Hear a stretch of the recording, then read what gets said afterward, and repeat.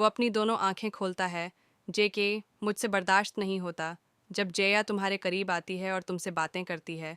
जब जब वो तुम्हें देखती है मुझे ऐसा लगता है जैसे वो मेरी सांसें ले रही हो। वो धीरे से अपनी नज़रें झुका लेता है। दिल की धड़कन की शिद्दत उसके बदन में हर तरफ फैल रही होती है। वो जेके के हाथों को अपने हाथों में ले लेता है। मुझे खुद से अलग मत करना जेके, मैं मर जाऊंगा। जेके का दिल एक पल के लिए रुक जाता है। उसके शब्दों ने उसकी रूह को झंझोर डाल दिया हो। उसका शरीर नरम हो जाता है और वो बेइख्तियार अपनी आंखें बंद कर लेता है। जेके उसके करीब आता है और ते का चेहरा अपने हाथों में थाम कर धीरे से उसकी पेशानी पर एक बोसा देता है। अगर तुम्हारी सांस बंद होने लगे तो मेरी सांस ले लेना टे। तुम्हारे बिना तो मैं अपनी जिंदगी का तसव्वुर भी नहीं कर सकता। ते उसे जोर से जेके को गले लगा लेता है। तुम जया को अपने पास आने मत दिया करो, मुझे वो अच्छी नहीं लगती। जेके हल्का सा मुस्कुराता है। आज टाए बच्चों की तरह जलस हो रहा था। ते अपनी सर जेके के सीने से लगा लेता है, उसकी तेज बढ़ती हुई धड़कन सुनने के लिए। वो उसके ऊपर झुकता है। तुम में मेरी सांस बसती है टय। वो थोड़ा सा उसके चेहरे के करीब होकर उसकी आंखों में आंखें डालकर कहता है, तुम्हें पाने के लिए मैंने खुद को खोया है टय। तुम ये सोच भी कैसे सकते हो कि तुम्हारी जगह कोई और आ सकता है। वो अपनी आंखें बंद करता है। इससे पहले कि टे अपने लब कुछ कहने के लिए खोलता, जेके उसके लबों पर अपनी उंगली रख देता है। जेके उसकी गर्दन को अपने हाथों में लेता है और उसे चूमना शुरू करता है। वो खुद को उसके लम्स में खोता हुआ महसूस करता है।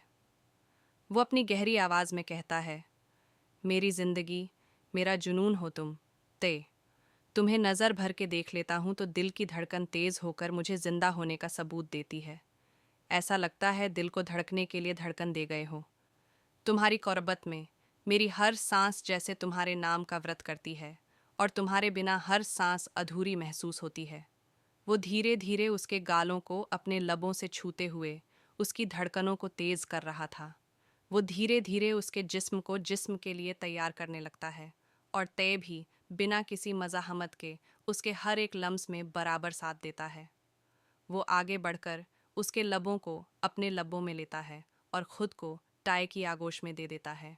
कुछ देर तक एक दूसरे की मोहब्बत को महसूस करने के बाद वो एक दूसरे से अलग होते हैं। दोनों तेज सांसों के साथ एक दूसरे को देखने लगते हैं।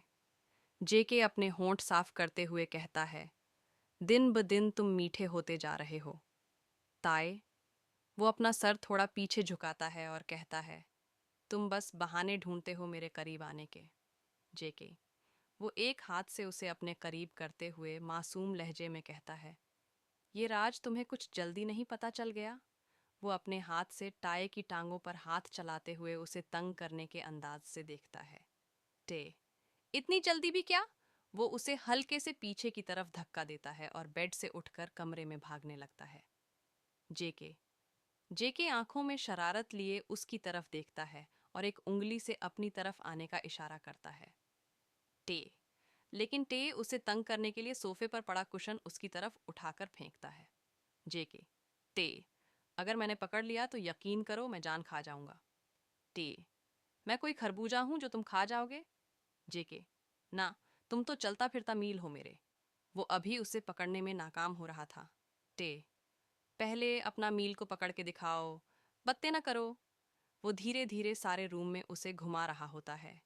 टे, काफी देर तक जेके को तंग करने के बाद वो जेके को पीछे से गले लगा लेता है। मजा आया, मैं तुम्हें कितना तंग करता हूं ना। वो प्यार से उसके जेके के चेहरे के बाल पीछे करता है। मेरी जान, मेरा बच्चा, अगर तुमने मुझे तंग नहीं करना तो और कौन करेगा? वो उसकी पेशानी पर हल्की सी किस करता है। तय, तुम हमेशा ऐसे ही मुझसे प्यार करोगे ना जेके? वो उसका हाथ अपने दिल के पास रखता है। तुम्हें हर तरह से पा लेने में मेरा सुकून छुपा हुआ है। ये सिर्फ और सिर्फ मैं जानता हूँ कि तुम मेरी जिंदगी हो।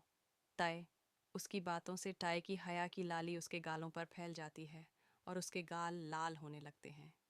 जेके, वो आगे बढ़कर उसके लबों को कैद कर लेता है और उसकी रूह का हिस्सा बन जाता है।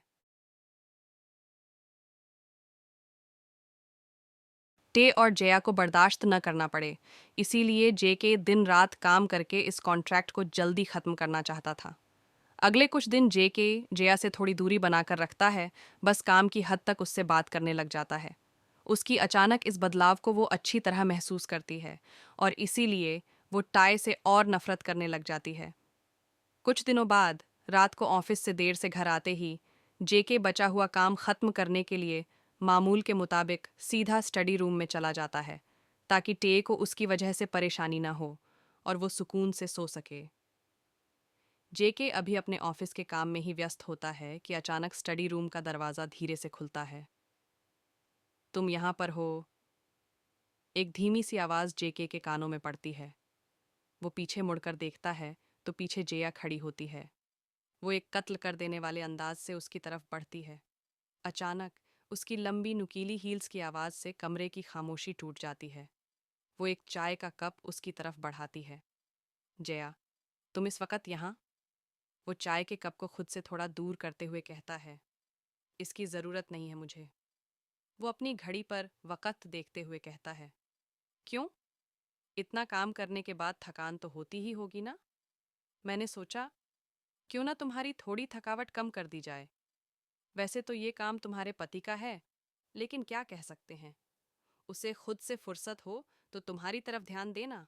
जेके उस पर एक सरसरी सी नज़र डालता है। उसकी टांगें हद से ज्यादा नग्न थीं, जो किसी के ईमान को हिला देने के लिए काफ़ी थीं।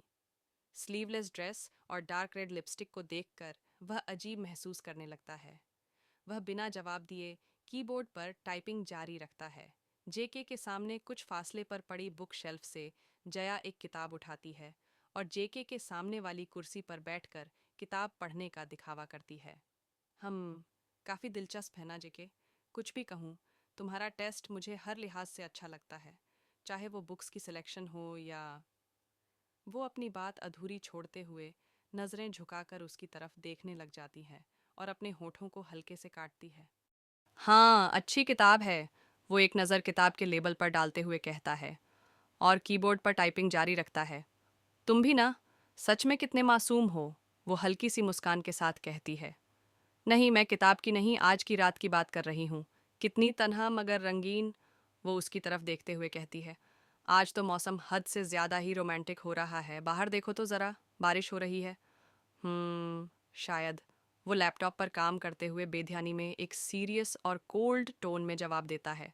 जेके के इस उखड़े हुए जवाब से जेया महसूस करती है कि वो उसे बिल्कुल ध्यान नहीं दे रहा। ये देखकर वो नया हथकंडा आजमाने का सोचती है। वो किताब वहीं रखकर जेके के करीब उसके लैपटॉप पर कुछ इस अंदाज से झुकती है कि उसके बाल जेके के गाल को छूने लगते हैं। वो उसके इतना करीब आ जाती है कि उनके चेहरों के बीच फासला ना के बराबर रह जाता है। वो मेज़ पर टांग रखकर बैठ जाती है, कुछ इस अंदाज से कि उसकी छोटी ड्रेस और ऊपर सरक जाती है और उसकी पतली चिकनी टांगें जेके के घुटनों को छूने लगती हैं। जेके अपनी टांगें पीछे सरकाता है। मुझे तुमसे बहुत ज़रूरी काम था, वो अपनी जुल्फ़ों को एक ख़ास अंदाज से कान के पीछे करते हुए कहती है। जेके कुर्सी को पीछे की तरफ खिसकाता है और जेया से थोड़ा दूर हट जाता है। तुम्हें यहाँ आने की ज़रूरत नहीं थी। अगर कोई इम्पोर्टेंट काम था तो मैसेज कर देती, वो सर्द लहजे में कहता है। जया हल्का सा झुककर जेके की कुर्सी पकड़कर अपनी तरफ खिसकाती है और उसके और करीब आ जाती है। कुछ काम खुद आकर करने पड़ते हैं, वो मध्यम सी सरगोशी करती है। उसकी उंगलियां जेके के चेहरे से फिसलते हुए उसकी गर्दन तक पहुंचती हैं और वो अपने दोनों बाजू मजबूती से उसकी गर्दन के गिर्द लपेट लेती है। जेके आगे का मंजर देखकर उसके अल्फाज मुंह में ही रह जाते हैं। वो एक पल के लिए उनकी नज़दीकियों को देखकर नम आंखों से फौरन अपनी नज़रें फेर लेता है और वहां से चला जाता है। जेके को ऐसे देखकर उसे अपनी सांस मध्यम पड़ती हुई महसूस होती है।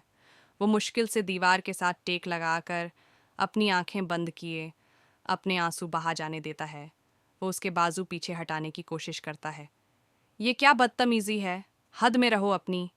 वो उसके बाजू के अलावा शरीर के किसी हिस्से को छूना नहीं चाहता था, इसलिए उसने उसके बाजू को एक झटके से पकड़कर खुद से दूर किया, लेकिन जेया और मजबूती से उसे पकड़ लेती है। मजबूत से मजबूत आदमी को भी सुकून की ज़रूरत होती है। जेके की टाई पकड़कर उसे अपनी तरफ खींचती है। वो उसके इतना करीब आ जाती है कि उसकी गर्म सांसें जेके के चेहरे पर महसूस होने लगती हैं। हर मर्द को औरत की ज़रूरत होती है ना। वो जेके के बालों में अपनी उंगलियां फेरती है। वो हिम्मत करके एक बार फिर जेके और जया पर नज़र डालता है। उनकी एक दूसरे के साथ बेहद करीबियत उसके दिल में दर्द पैदा करती है। वो अपने दिल पर हाथ रखता है। उसकी आंखों में आंसू भर आते हैं। ये सब देखकर अब वो और ये सब सह नहीं सकता। वो वहाँ से चले जाने में ही अपनी भलाई समझता है। इससे पहले कि वो कुछ और करे, जेके उसकी कलाई पकड़कर उसे पीछे धकेल देता है। वो उसकी ठोड़ी ऊपर करती है और फिर से मुस्कुराते हुए उसकी तरफ झुकने की कोशिश करती है, लेकिन जेके खड़ा हो जाता है और अपना लैपटॉप इस कदर ज़ोर से बंद करता है कि जया चौंक जाती है। बस बहुत हो गया। वो अपना एक हाथ उस पर उठाने के लिए ऊपर करता है, लेकिन कुछ सोचते हुए वो खुद को रोक लेता है। मिस जया, आप जिन मर्दों से आज तक मिली हैं, लगता है वो शायद आपकी इस जवानी को देखकर बहक जाते होंगे, लेकिन मैं उनमें से नहीं हूँ। मैं आपकी औकात से बाहर का इंसान हूँ। वो थोड़ा करीब आता है और उसकी आंखों में देखते हुए कहता है, मुझे बहकाने के लिए मेरे सामने टाई होना चाहिए। But I tell you, nice try but wrong person. Next time, if your body needs a man, just let me know. I'm quite open minded. Along with the hotel, I'll even give that man a tip from my side.